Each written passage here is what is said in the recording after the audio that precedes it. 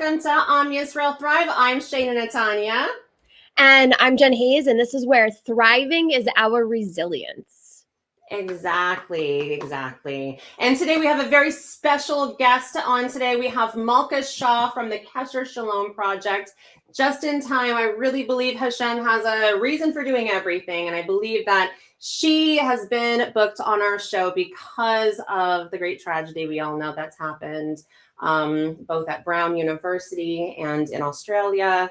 So today we're going to be talking resilience. So let's start off with, what is your rose and thorn? So in this segment, we like to talk about what are some things that was a positive, because we really do need to focus on the positive aspects in our life. We can always be so focused on the negative. I know myself, I can totally spiral into depression and negativity. And I really need to shift my mindset into focusing on the positives that we have and to be grateful for what we do have in our community right now. So Shayna, what is something that was a thorn for you this week? You know, that's a great question. And I live in the Bay Area, as a lot of people know. And one thing that happened this week that was pretty scary is a group of high schoolers at Branham High School in San Jose went out to the football field and made a human swastika. And then not only took photos of that, but they then posted that to social media with a Hitler quote. I mean, I have no words. I did see that there was a Pew poll stating that Gen Z is actually the most anti-Semitic generation since the 1930s. And it's so surprising to me because as an educator who has been working with Gen Z and Gen Z Alpha now, how many times we have discussed the Holocaust and we have talked about different religions and diversity. And it's so disheartening because the students that I encounter in my classrooms are very welcoming and inviting. And I just don't know where that disconnect is happening. And hopefully we can figure that out so we can fix that. And have totally. I think that there is a lot of it is, social. I think a lot of it is just some of it social media, some of it that it's kind of trendy right now to hate on Jews. And all of that was brought to us by the anti-Zionist movement. Let's be real. And again, we need to really be focusing on the anti-Zionist movement because of the tragedies that are occurring that I woke up to this morning. And I'm sure as you woke up this morning too, it hit you like a punch to the gut. And I know that there has been a post going around and saying, a lot of Jewish organizations really need to step up the ante and really talk about anti-Zionism and how this hate movement is rising. And I hope that other legacy organizations also take up that charge, because I agree with you completely. I'm a Zionist. If they don't, who else is going to? Exactly. And we're Zionists, and you cannot separate Zionism from Judaism. I'm sorry. They come together and you cannot separate them. And I think it's time that we really push that in our platforms. 100%. And what was for you? What was your thorn of the week? So definitely a thorn this week had to be waking up this morning. I felt like it was a 10-7 again, especially seeing the videos where they compare or side-by-side video of the Nova participants running away from gunfire, and then you see families running in Bondi Beach, and you just see the terror on both videos, and I'm getting goosebumps just thinking about it. There was one gentleman that I saw that had actually stated he was covered in blood first off, and he stated that he actually was in Israel and was at the Nova Festival when 10-7 happened. He survived that, only had gotten to Australia 2 weeks before today, and he was also at Bondi Beach. His family, is safe, and he is safe, Baruch Hashem. But this poor man was at 2 different terrorist sightings. And I think also to mention, and I saw a post from Hen saying, stop killing Holocaust survivors. Yeah. I mean, I cannot believe that in 2025, there has to be a post that explicitly says, stop killing survivors. And I think that is, to me, really hurts the most because they've, as you said, they've survived one horrific life tragedy. And now to encounter it again. Absolutely. I think about Nova as well, or I think about 10/7 when other Holocaust survivors were taken into Gaza. And Absolutely. I know Hashem has plans, but for me right now, it's just, why? I hear you. Moving on to more positive. What is your rose of the week? Oh my goodness. So yes, let's talk about the positives. I have to say, the rose for this week is a shout out to each and every one of you that has been part of my community online, whether you are Jewish or not. I wouldn't be where I am right now. I wouldn't be this calm and I wouldn't be this sane if it weren't for all of you. To know that when I go online and I know I have a community that people are reaching out or I'm reaching out to them to see how they are doing and to talk with other people who are feeling the same way as you and they completely understand what you're going through is so empowering. And I come from a small community of Jews. Our synagogue had to be closed down because of such low numbers. Wow. And I am so grateful that I have all of you in this world and that I can rely and depend on all of you to support and to uplift each and every one of us. So I want to say thank you. And that is sincerely the biggest rose for me this week. How about Wonderful. you, Shayna? Yeah, I completely agree with everything that you've just said. I mean, social media, in connection with other, Jews such as yourself, and it really has given me a community that makes me realize that I do have a lot of people behind me, and so that's great. I also have been trying to work out a lot of my feelings through music as well too, and through trying to find different creative outlets where I can express my inner feelings. And for me this week, I actually came out with a few songs on Spotify, and you can actually find them on a few different streaming platforms as well too.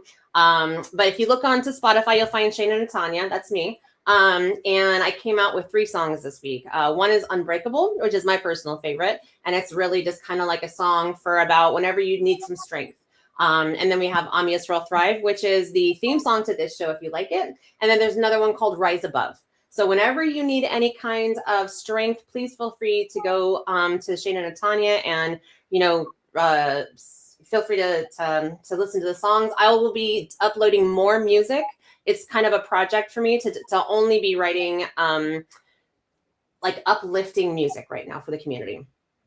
And I have to say, we have Helen on here saying that she says, congratulations, Shayna, great songs. And Thank I have you, to Helen. say, this is a great shout out also to be supporting our fellow Jews in businesses and music. This is a great way to uplift one another and each other in the community. And please check out her music. It is amazing. And also shout out to Schmitty's music as well. His album had dropped on December 2nd. So please check out his album as well. Exactly. It's got like over 40,000 streams already, and it just dropped yesterday. He's like killing it. Schmitty, we had Schmitty on a few weeks ago, so I'm so glad to see that, he's doing well. And it's so nice to see others in our community being successful. It makes me just really happy and just absolutely. And so, Jen, what's your rose for this week? My rose for this week would be being here right now. I've been looking forward to being on the show this week. I was not here last week. There was a death in the family, and I've been getting over a sickness. And I've been looking forward to just being on here and talking about what's important to us. And I'm really excited for our guest speaker to come on today, especially giving us some practical tools for how we can deal and combat the anti-Semitism and Jew hatred that we are dealing with on a daily basis and occurrence. And I just want to say, as my grandmother used to say, always look for the color in the world. And I like to think that we are also looking for the color and the light in the world. And that is beautiful. 100%, 100%. And so, yes, like you said, our guest today is Malka Shaw from the Kesher Shalom Project. And so she is a licensed clinical social worker. She'll be talking today a little bit about resilience. And so without any further ado, let's go ahead and welcome Malka Shaw to the stage. Thank you so much for joining us today, Malka. Thank you so much for having me. I'm really excited to be here, especially as tonight is the first night of Hanukkah. So it's really a very exciting time to be here. Absolutely, absolutely. And so for those of our viewers who don't know who you are, please just give us a little bit of an introduction about who you are and who Kesher Shalom Project is. Absolutely. So I've been in the field of mental health for over 25 years. I have a private practice. I am licensed in New York, New Jersey, and Florida. I specialize in trauma, relationships, and women's journey issues.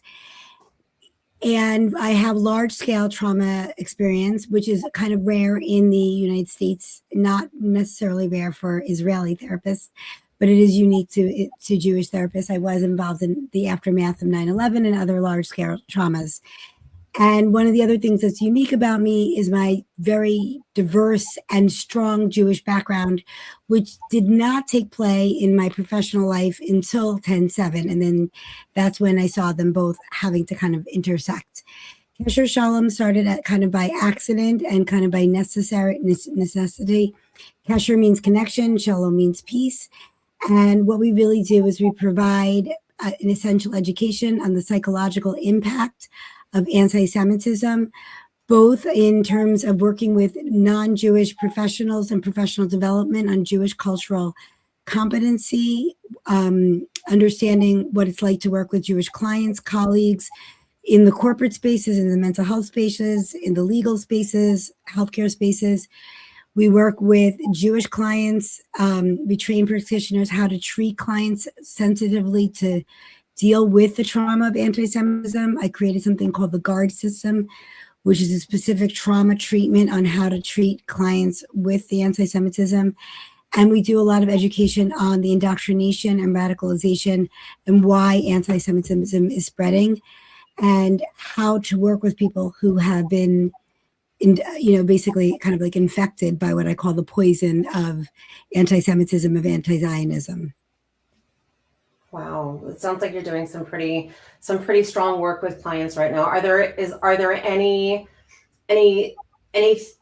kind of like signs or like trends that you're seeing right now with the clients that you're working with? With clients, yes, and there's trends in the field as well. So what's happening with Jewish clients and Jewish therapists are being shamed for being outright Jewish. Jewish clients are having a hard time finding safe therapeutic places to find therapists that they can feel comfortable being their whole self with. Unfortunately, the field of mental health has become politicized, which it's not supposed to be. And that is something that we were trained that politics belong outside of the therapy room. And unfortunately, in the last several years, we've seen it and in terms of even being identified as a Jewish therapist, we've been at conferences, spaces where it's been politicized, and we've been excluded of certain spaces. And so there's definitely trends in certain areas that are very heartbreaking on so many different levels. What we do is we haven't been focusing more on providing the education. Jewish cultural competency was not even a thing, where other ethnicities, other types of areas were really brought forth. I think one of the things is people didn't really understand what Jewish is. It's not just a religion. It's not just an ethnicity. And I think that's one of the things that's really, it's this basic understanding of what does it even mean to be a Jew is hard for people to even wrap their brains about. And that's why the fact that we don't fit neatly in a box, and the fact that we are multi-ethnic and that we don't fit into one box is very hard to explain. And we have to kind of just even backtrack that and explain who we are, what we are, and that we are many different things, but we are Jewish at the same time. And that's a very complicated thing. And, and what our history really is and how our history gets warped over time and what that means to sit with a Jewish client, what that means to sit in corporate spaces, and how people are really feeling excluded, and how history is really being repeated over and over again, but it's repeated in a slightly different way. So it's very kind of manipulated over and over again. And that's what we're seeing. I have to say that mirrors similar to what I'm experiencing or seeing also in the education field with Jewish educators and Jewish students as well. You know, classrooms are supposed to be apolitical. You take the politics outside, and now I'm seeing the crossover seeping in. So it's very similar. But this is what happened in Nazi Germany. Like, this is what happens right before the rise of any kind of fascism. It also happened in Iran. People don't realize before Iran was Sharia law, like, they were living, a very healthy, balanced lifestyle. So this is the patterns of society. And I heard that you say Gen Z is the most anti-Semitic. It's because they don't really understand the patterns of history, and they really weren't educated. Holocaust education and what has been is really failed us. I've written articles on it and how we need to educate. And one of the things that's really been devastating is we need to educate also from a psychological place. And mental health practitioners need to be part of that education process. Because I will say this. I have, when I was a child growing up, I had a quite robust Holocaust education. Since both of you are more involved in the educational field, I also work in behavioral health. What have the last decade or the last 20 years looked like in terms of Holocaust education? Because we can't just educate by the Holocaust, because that's not what's that's not what's actually going to help bring about empathy. We need to explain who we are as a Jew, not just in terms of our prosecution and discrimination. We need to explain who we are as a Jew in terms of what the beautifulness of what it means to be a Jew. What is it we've contributed to society? What is the amazing parts about being a Jew? Not otherwise, the message that Gen Z has gotten, well, everybody's hated them, they must have a reason. And that's not the message we want to give over. We want to give over this message of what we've contributed to society. I don't think we really understand how much our society has been. When they talk about Judeo-Christian values, it starts with Judeo values. How much of democratic values and Western values really came from the Jews. We need to explain to them who we are. What's the beauty of being a Jew? What's the history? How rich Judaism is, and how multicultural it is. So I think that's the number one mistake, is really explaining the full verse of what we are. Secondly, the language of cultural competence, even that's how I was trained originally as a social worker, has changed to cultural humility. And that's understanding that we all have a lens, a bias. And that means it's not just about knowing a culture, it's about understanding, leaning in with curiosity. And how do we have these conversations in a way that's respectful? How do we recognize when we have a bias, and how do we repair? And how are we going to be humble and know that we're all going to make mistakes? I'm going to make mistakes. I'm a therapist. Guess what? I'm not perfect. I'm going to make mistakes. And how do we have these dialogues? And how do we have these and not get defensive? Defensive is what's going to shut things down. How do we not just shut it down, but we be open and acknowledge that I made a mistake. I stereotyped Jen because she was a blonde. So now I'm just teasing you. But how are we going to repair that mistake? And how am I going to be honest and open? And so we teach these skills. It's not just about facts. It's about teaching skills. And Jen, you're an educator. I think one of the biggest things we're missing is critical thinking skills. And that's what's really missing in this next generation, is this critical thinking. And we're really up on media and fast. And we really need to take a step back. And that's why mental health practitioners need to be part of the educational process.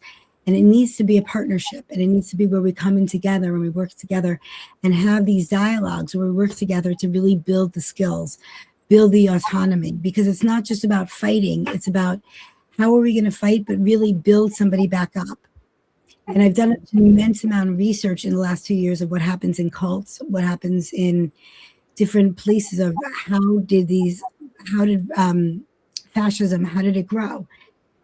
And it's so devastating to me. We're on the heels of such heartbreaking news last night with Brown University, this morning with Australia, and what does this mean for the Jews, but it's not just about the Jews. It's what does this mean for society?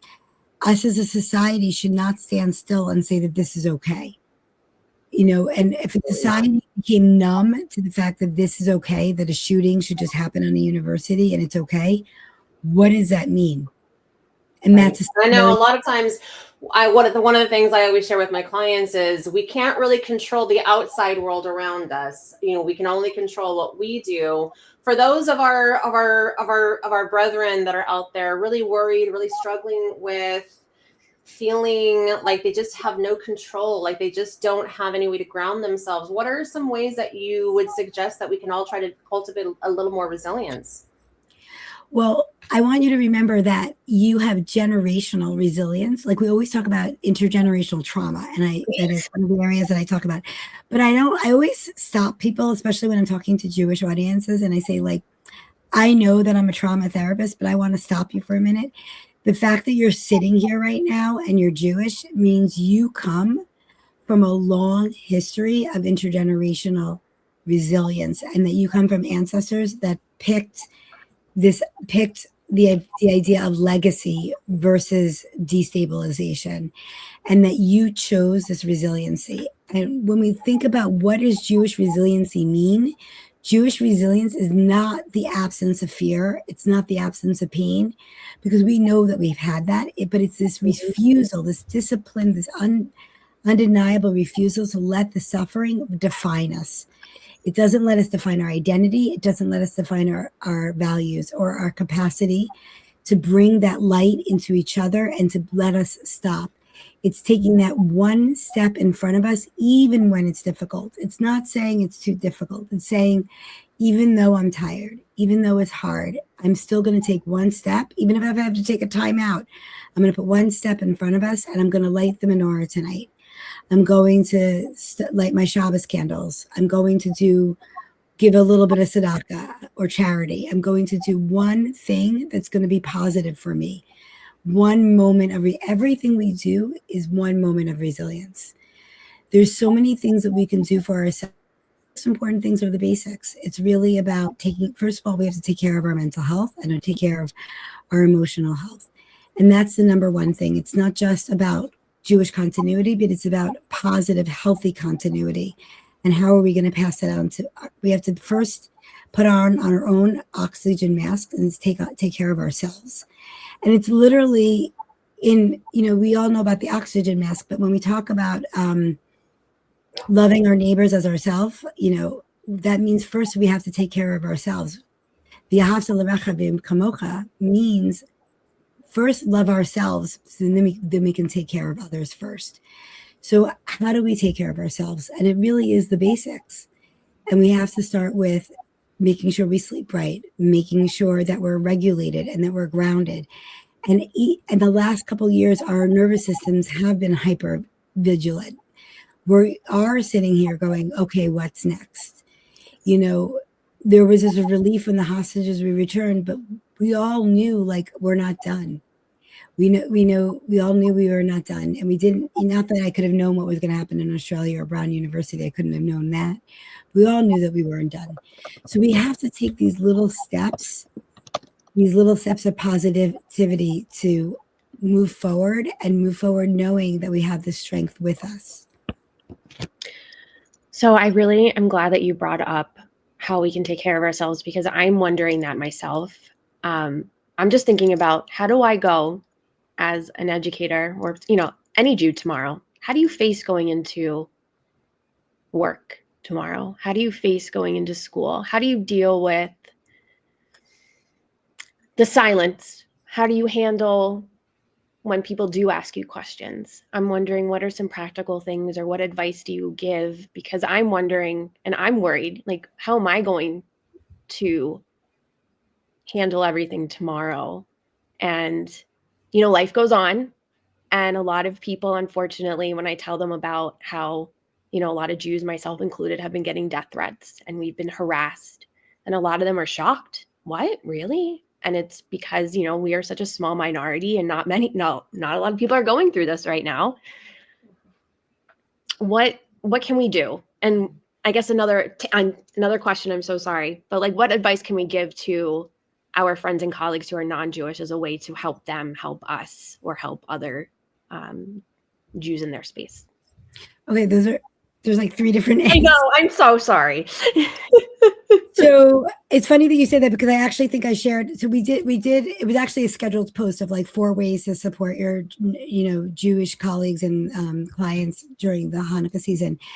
So I think when we even do the education, by the way, when I tell people that we're only 0.2% of the worldwide population, and in America people are shocked that Jews are a minority, and I give them the statistics, and people are shocked. One of the things that when I started posting things as far as like the trainings that I was offering, and I was starting to offer trainings and wanted to post it in minority spaces, I was rejected that I couldn't post in minority spaces because Jews are not a minority. And then I would show them the statistics. We actually, when you think about BIPOC and you break down what BIPOC is, BIPOC together make up 30% of the population. And when you break down who is in BIPOC, we are actually the most minority of all the minorities in BIPOC. I have actually in one of my slides, in one of my presentations, I like spell it out because the numbers don't lie. Even if you want to say I'm off by like a 0.1%, like the numbers don't lie. I'm really shocked that they told you that Jews were not a minority group. People have told me because we're privileged, we're not considered a minority group. I was like not allowed. I wasn't allowed to post things in certain places. So that's number one. So it's part of the education. Wow. So the first thing is you have to make sure you're in a safe space to speak out. But the second thing is I'm going to encourage you to speak out. Okay. Use the voice, use the place that you have. So for me, I started running continuing education and classes in my field. I started doing it in other fields too. And like I spoke for the New Jersey Bar Association because that's continuing education. Many fields are required to do continuing ed, and many require cultural competence or DEI credits. So the more people who could do it, the more that you can. I have a lot of material that I built out, and it's legitimate material because it has to be approved by all the boards and it has to be backed by research. So it's not just me as an influencer getting up and saying things. So number one, use the tools that you have because we all have the voice that we have, right? Like I'm not going to do any good going to a protest. I'm 5 feet tall. Somebody's going to trample on me and beat me up in 2 seconds. It's not going to do anything. And right now my voice is like almost gone. You can hear it. That's why I had them like, it's not going to do any good. We have to use our strength where we could use our strength. And then second of all is us as Jews have to be educated, right? We have to be really clear and educated. Anti-Zionism is discrimination, is a hate movement, and we have to be very clear and say it very loudly and proudly that you cannot take Zionism away from our Judaism. And there will always be some token Jews that want to do that because this is part of our Jewish history too. Only in a fifth of the Jews left Egypt, as you know, or Mitzrayim. Correct me if I say things in Hebrew and you want me to say it in English. So we do have that history. We do have Jews that traded into the Nazis during the Nazi period. This has happened throughout our history. It's not new to us, and unfortunately, we're seeing it today. But we have to stand proud, and we have to stand as loud and proud as we can. So number one is be clear with our history, and we know where our spaces are to speak it out. Wonderful, wonderful. And so one of the questions that I have, I know that Hanukkah really is about the rededication of the temple. How can we incorporate more restorative practices into our daily life so that we don't feel quite so burnt out when the world can be so challenging? Okay, so that was going to get to the next thing. So that's also part of the guard system. So the guard system is this interesting thing that I made up. Each one is based on a clinical orientation. And I feel like it's an interesting thing because it can be taught on a very high level to clinicians. And I can also go in and teach it to like high schoolers. So the G stands for gratitude to the G factor. So really it starts with gratitude. And why does it start with gratitude? Because gratitude actually rewires our nervous system. And it really starts nervous system. And it seems very basic, like why gratitude? But gratitude really allows us to go to a place of saying, oh, okay, I can shift my attention away from from fear to safety. And I can shift myself from being on alert to seeing like, okay, I'm here in this moment. and it allows us to see that there are some good moments within it. I have gotten connected to some of the most amazing people literally from around the world that I would have never been connected to because of Kesher Shalom. That is my gratitude. The reason behind it is unfortunate. Unfortunately, sometimes crises bring out the good pieces. So we do have to start with some practical pieces. So the gratitude is about that. And then the G is the God factor, is like really connecting to our higher power and knowing that it exists. And so I'm allowed to say that because we have the 12 steps, and that does exist in mental health. And we can bring in some of those pieces. And then the U is about understanding. And the U, I could bring in psychodynamic, narrative therapy, but it's really about, I talk about unplugging. Unplugging is really important. We need to take social media breaks. I know that this is on social media right now, but we need to take, social media can be poison, especially for our young people. And the other thing is, everything that I say matches with our Jewish values. Whether you're Reformed, Conservative, Orthodox, unplugging doesn't necessarily have to be Shomer Shabbos, 100%, 25 hours away. Obviously, that is the ultimate. But like from a mental health professional, 45 minutes, 5 times a week, unplug and retune. When we light our candles, I'm not going to let my kids be on any tablets. We're going to have 45 minutes of just being together as a family and doing, Beautiful. just doing an activity. The candles are going to burn. We're actually going to do a make your own pizza night tonight. I'm going to make latkes. I know everyone can just join in. We're going to just be as a family and be together. And, we have to unplug because there's so much negativity out there. If for some people, unplugging is going into nature. I'm in the New York area. It's freezing out right now. It snowed. We had our first snow this morning. Same here, Boston. Yeah. So nature is always the best healer. It's not exactly practical right now. So we have to really sort of unplug, but understanding the process. So understanding is so many different levels. Understanding is, how does our nervous system work? Understanding is, how does trauma work? How does our stress system work? Understanding is really understanding education. Understanding is really understanding our history, who we are, and how are we going to give that over to non-Jews and give it over in a positive, excited way. If we're not excited and we don't feel good about who we are as a Jew, how can we expect our allies to feel good about who we are as a Jew? We have to feel good about it. I talk about identity destabilization and the effects of anti-Semitism on our identity. This is what the gaslighting, what the macro gaslighting is doing to us. If your identity is not strong to begin with, it's going to be really impactful. Trauma impacts our identity, but it also is about where our identity starts and how it begins. So it really is about how we are going to educate the generation below us. I am a mother first, trauma therapist second. Jew first, mother, trauma therapist third, right? And then anti-Semitism advocate, whatever you want to call me. That, whatever I am, I'm all of that, but I am a Jewish mother first. And So go ahead, Jen. Sorry. I'm so sorry to interject, because you're talking about being a mother, and this is like a very important question that I would love some guidance on. How do we deal with this with young children? How do we instill a positive identity with our young children at the same time? I grew up with Holocaust trauma, so I knew coming out of my mom's womb all about the horrors. And I don't want to impart that on my own child, who's going to just constantly have all of this trauma at a young age, What are your thoughts on how to instill a positive Jewish identity that's not just on fear and persecution? Doing the fun things. I mean, Hanukkah is like a fun holiday, although Hanukkah is like the least of our serious holidays. Is actually the one that got the most assimilated because it fell.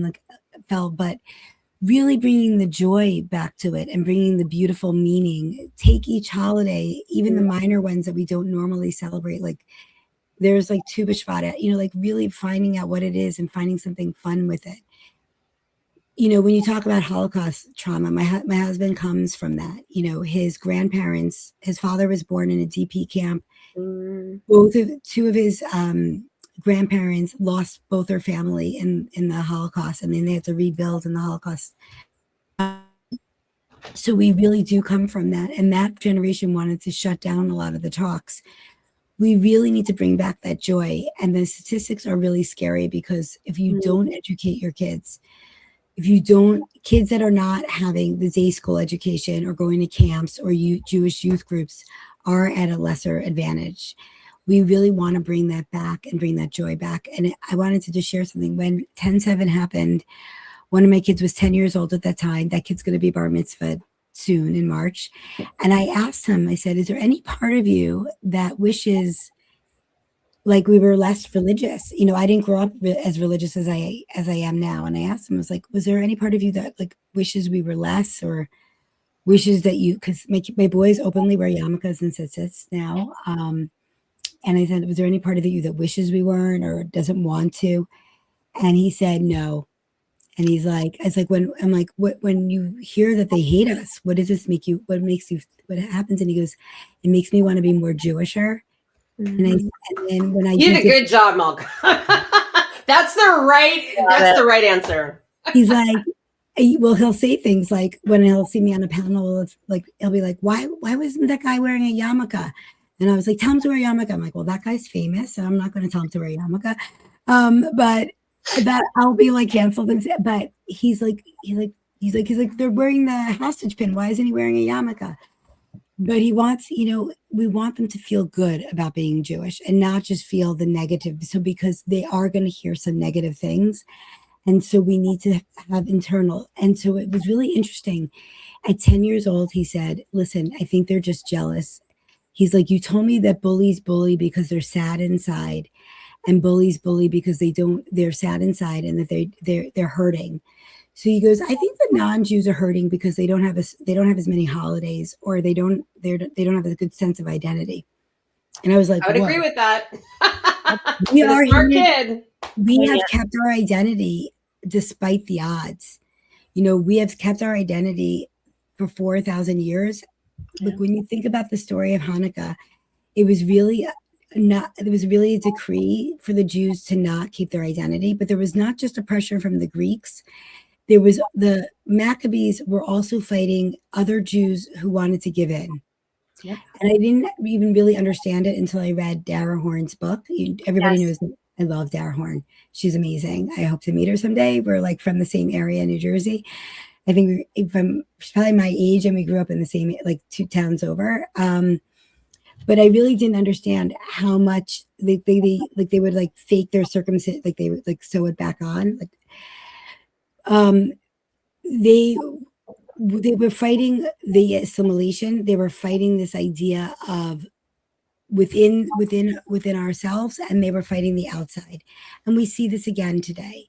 We're seeing this with people that are, saying, well, I could be Jewish. And, we've all seen these posts, let's have an anti-Zionist Hanukkah party. And I'm like, do you know what Hanukkah I know is? All these, that's how I know none of these actual organizations are actually Jewish, by the way. You know what I mean? But moving on, so one of the questions I actually wanted to ask both of you, since we're kind of, they are. One of the questions I wanted to ask both of you guys, since we're kind of coming down on time, is what is one Hanukkah miracle that both of you are hoping for this Hanukkah?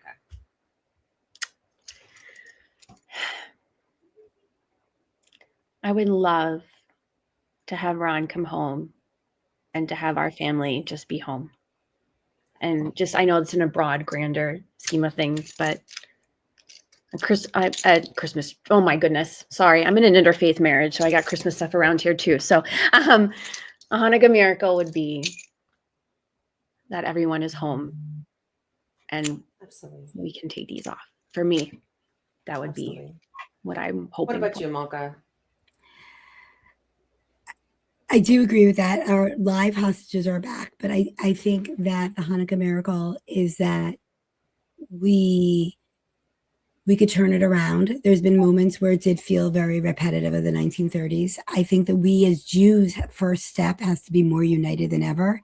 And there's a lot of division within us. And I think my Hanukkah miracle would be that we become more united, that we have and then obviously I have a personal bias that we do put mental health forward, because we talked about the Holocaust. We do know what happened with the Holocaust generation. We have more resources and understanding now. And I think we need to put more resources into not just Jewish continuity, but to building a healthier generation and a more well-balanced generation, and to put more resources into Jewish mental health and Jewish education about Jewish mental health and resources for that. So us to be united and to really do the education and the work that we need to do to build to build allies. It really starts with education, because when you talk to people and they really want to believe that 0.2% of the population is responsible for all the world's problems, it's such a matter of macro gaslighting that has come down into the world. And how are we going to fight that? And how are we going to re-educate the world to help them understand that, yes, the world is very troubled and there's problems, but it's not 0.2% of the population. It's just almost like an easy way out to blame 0.2% of the population. Oh, absolutely. I find that at least for me, it seems like the people that tend to do that, it's easier to blame some kind of, cabal of Jews rather than taking personal accountability. What are your thoughts? Well, most of them have never met a Jew. I mean, like, especially in certain areas of the world, it's like, I live in the New York area, so it's like, obviously it's very hard for me to imagine like people haven't met a Jew, but many of them haven't met a Jew. And that's really what's heartbreaking, is it's so easy to put on there. I think that what we need to do is we really need to put forth more positive education, and we need to be really strong about it. And the other reality is, I'm going to say this, and it's a very strong opinionated, but it really does also come from our values. We need to start, the Rambam says charity begins at home. And we have always, and I was raised with Tikkun Olam, like fixing the world. And when we look at Jewish philanthropy, we have helped, especially Jewish, like New York philanthropy, we have helped so many causes, but we focus on ourselves right now. We have to start focusing on ourselves and start putting back our money into Jewish causes and Jewish help and fighting anti-Semitism, Jewish mental well-being. We need to start charity begins at home, and we really need to start with that, and start with Jewish unity, start with working on that. Is there anybody that, I know that you said there's some things in the chat box, so is there any questions? I want to make sure I can. So right now we have Helen is also agreeing that with what you've been saying about being united. I think there's a lot of division in the Jewish community right now, especially diaspora versus Israeli Jews, Reform versus Orthodox, conservative. So again, bringing that joy and bringing others together. Someone said one of their joyful activities that they're going to be doing afterwards is doing game night after this, after doing the lighting. And I think that's like a really fun and kind of mirrors what you're saying, no screens, and you're just with your family. And I think that builds that connection and that positive Jewish identity. We need to lean into community right now. I think trauma and mental health is all about not being isolated. So we need to lean into community. Nobody should be alone during Hanukkah. This is a time to be with other people. And, this is definitely a time it doesn't really matter what you're doing specifically. It really just matters. Although latkes and donuts are a lot of fun and really yummy, but it doesn't really matter specifically what you're doing. It's about being together and not watching a movie and not being on your phones, but really being in the moment and being present, because trauma is about leaning into each other and being part of a community. Being part of a community is having that sense of resilience. And that's really what's really important. And I want to thank you so much for the opportunity of coming here. And I have an Instagram account. People can reach out to me. I'm here, Jen and Shayna. I'm really glad that we stay connected. Please stay connected with me as much as possible. And if there's any more info you can give to our audience about ways to be a part of the Kesher Shalom projects, or any ways to learn more, just please let us know. Sure. So you can definitely connect with us on our Instagram, our LinkedIn, and you can join our newsletter through our website. We do have a website, keshershalom.com. And we are, it's all of us have a private practice, and we're sort of doing this on the side. So we're kind of looking to partner with other organizations, and we're learning as we grow. So if you're an organization that wants to bring us in, if you have any other ideas for us, please don't hesitate to reach out to us. We're happy to partner out with you. But we really just want to put some messages out there for people to just, remember that Jewish resilience is about this idea that it's these small, consistent steps. And sometimes you don't think that you have enough. When you think that you're about to give up, I want to remember, you are the oil. They thought we only had enough oil for one light. You are the oil. When you have enough for 8 nights, sometimes you think you don't, but we are actually stronger than we think. And that's something I've always said for a very long time, that every one of us has a well of strength within us that can be tapped whenever you need it. I want to thank you so much, Malka, for coming on today. Thank you so much. I hope you have a wonderful Hanukkah tonight with your family. So I want to wish everybody Hanukkah Sameach, and it should be a lot of bracha and hatzlacha, and I just wish for peace. I mean, I think that's what we all really want, is just peace, and not to wake up to this kind of tragic news anymore. That's normalcy. Absolutely. Yeah, absolutely. Well, Malka, take good care and have a great rest of your day. Okay. Thank you for joining us. Thank you.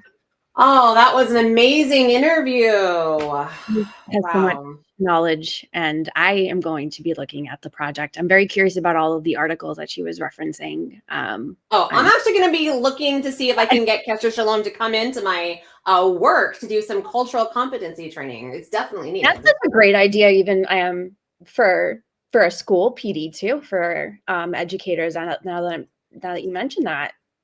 Yep. And that's such a, I'm so fascinated about so I've learned about cultural competency because in education we talk about that, and there's a continuum, and to learn about cultural humility, that's new to me. So I'm definitely going to be using that, because I have not heard of that before. So I'm wondering if that's going to come up in any of our future PDs when we talk about cultural competency. So absolutely, that was very interesting. Yeah. So my work, it almost seems like it's like people trying to outdo each other with their knowledge of how woke and hip they are and stuff like that, instead of having the cultural humility part to say, hey, you know what? I am humble enough to say I don't actually know what this is. And I am also humble enough to recognize where my internal biases lie, you know, and willing to work on those as well. I find that we just don't really do that so much anymore.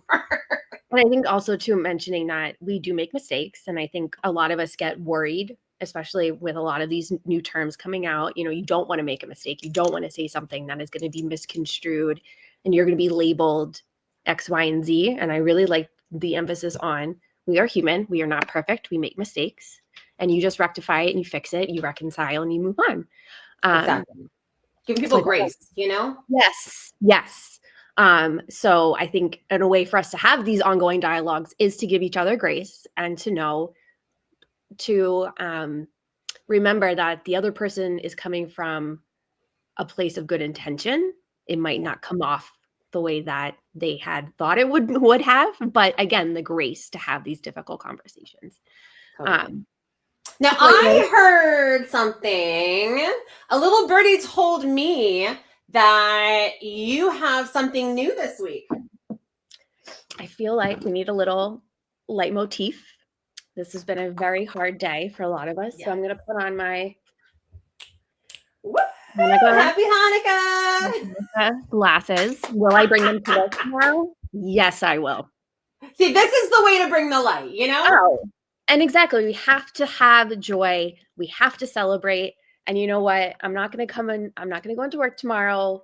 Yes, I'm going to be sad, but I'm rocking this. So this is going. And Kazuza just said something really nice too. Kazuza just said, this Hanukkah, may our candles remind us how deeply connected we are to Israel, to each other. Light shared gently has a way of carrying us through. Can't agree enough. Absolutely, Kazuza. And there is also a really beautiful quote from, I have it up here. Hold on, let me grab it. Hold on, sorry. And it talks about the No, I just lost it. Talking about the best way to dispel the darkness is to light a candle and with lightness, not just being angry at the dark. So I know a lot of us, we can just go so caught up in being angry at things that are just so negative in the world today. But the way to fight it is to just light and Absolutely share that illumination. So without further ado, this girl. Did you get the pickle menorah you were talking about? This is, how do I can you see it now? Okay. This is my pickle menorah. And We have to have the ASMR. If I don't continue teaching, a video of her unboxing this. It was amazing. Go to her profile and look for it. It's so funny. Open it up. Now, when I opened this up, I was like, oh my gosh. I swear to you, this is just a menorah. That's all that it is. Nothing else. Looks like something else. So, we're going to keep it PG. My husband's like, what is this? I'd be like, what, jealous? I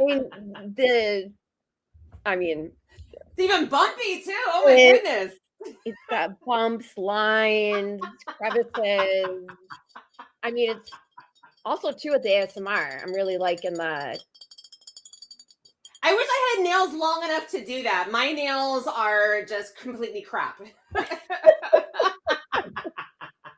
Well, it's so funny that you mentioned that because I'm going to get some Hanukkah nails done tomorrow. Mm-hmm. So I will have to show them off tomorrow. I'm going to do a menorah kind of vibe with the nails. Oh, I can't wait to see it. I know, I'm really excited. And so Kazuza just said pickle menorah is Kazuza approved. So like everyone should be buying this now.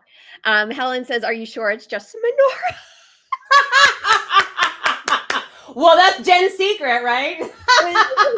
Well, also too, this looks like a zucchini to me. Like this is not like I've never seen like a nice heavy zucchini that you could really get a lot of, meals out of. This is very adorable. You can mug someone with it. So I thought since it's our first night of Hanukkah that we can all light a candle together. I would love that. All right. And I see you have your menorah. I do. And I'm going to 100% here. And I will read the prayer off. And I want to just apologize to everyone listening. I am a 4th grade Hebrew school dropout. And my Hebrew is not wonderful at all. Mine neither. Here we go. Blessings for lighting Hanukkah candles. This is for the first night only. Here we go. Hopefully. One time I lit the menorah and then I caught my hair on fire. So I need to be very careful that I do not do that. Oh my goodness. Here we go. All right. Adonai, Eloheinu melech haolam, Shehesheyanu. Do you know how to do this first one? I know how to do the regular like Baruch atah Adonai, Eloheinu melech haolam, Shehachianu, something, I forget the rest of it. See, great. Okay, now we go to Baruch atah Adonai, Eloheinu melech haolam, asher kedeshanu uvitzuta v'tzivanu lahanek ner shel Hanukkah. There we go. And now we get to light the first candle. We got to do it all together.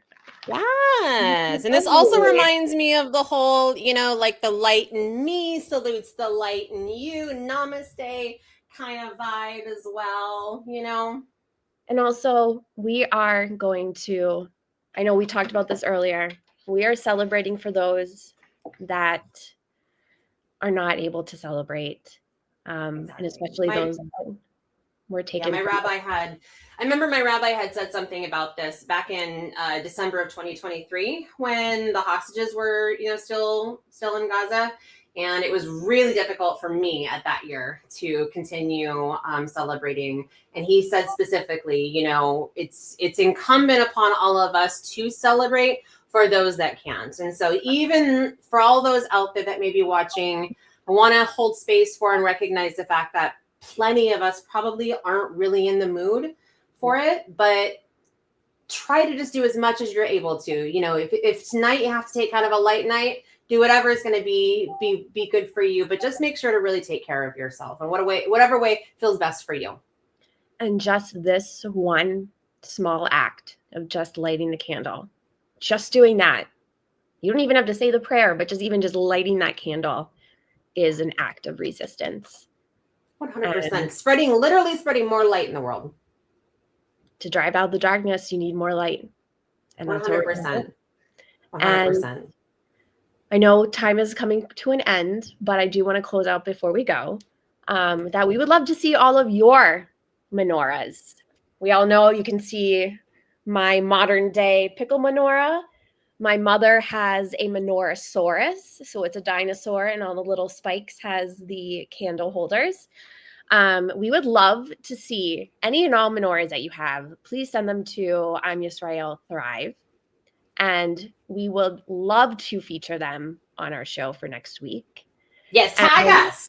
Yes, tag us, and I will also be posting a sticker that we can put on our stories as well to share the light.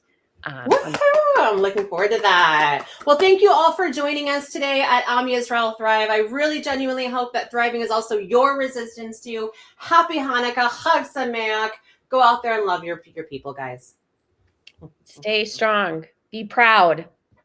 Absolutely. Bye-bye. Hey, everyone.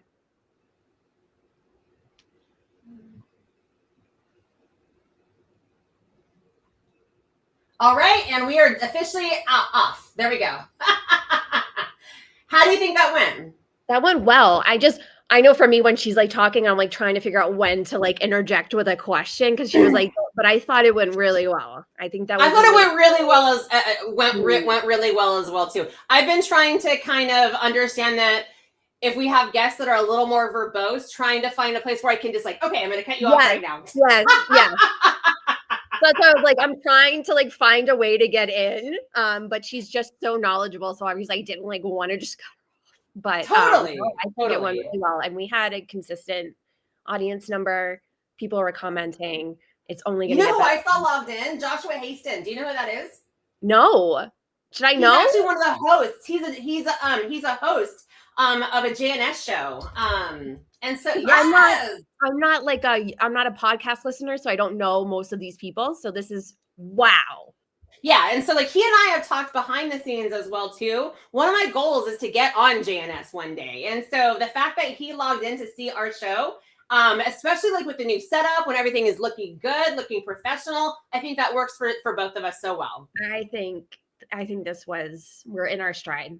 Now we know. I think so too. That it's just like next week now we already have like the segment, and now we have that. So what I'm going to do is I will take a picture of my menorah, take yours, and we can post them up on the account.